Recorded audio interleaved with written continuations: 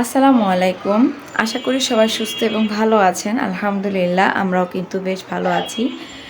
এইটা হচ্ছে আমার মানি প্ল্যান্ট গাছ। আমার এই মানি প্ল্যান্ট গাছটা অনেক বেশি সুন্দর ঝাপালো ছিল। শুধু এইটা না, আমার বাসার সবগুলো মানি প্ল্যান্ট গাছই খুব সুন্দর ছিল। এই বাসায় যেহেতু বেলকনি নেই, গাছগুলো ছাদে রেখেছিলাম। আর ছাদে যেহেতু প্রচুর পরিমাণে রোদ হয়, তো ওই রোদের কারণে সবগুলো গাছের পাতাগুলো ঝলসে গিয়েছে। তো এখন আমি হচ্ছে বাসার ভিতরে নিয়ে এসেছি, মানে ছাদ থেকে নিয়ে এসেছি। নিয়ে আসার পর একটু যত্ন তো নিতেই হবে, না হলে দেখা যাচ্ছে সবগুলো পাতাই মরে যাচ্ছে আর কি, যেগুলো পুড়ে গেছে সেগুলো আস্তে আস্তে মরে নষ্ট হয়ে যাচ্ছে। তাই এই গাছটা আগে ধরলাম। এই গাছের যেই হলুদ হয়ে যাওয়া পাতাগুলো সেগুলো কেটে ফেলেছি, আর হলুদ হয়ে যাওয়া যেই ডালে বেশি পাতা হলুদ হয়ে গেছে সেই ডালটাও কেটে নিয়েছি। পাশাপাশি কিছু ডালও ছেটে দিয়েছি। এই গাছটা কিন্তু আমার কাছে অনেক দিন ধরে আছে, প্রায় 3 বছরের মতো হবে গাছটা আমার কাছে আছে।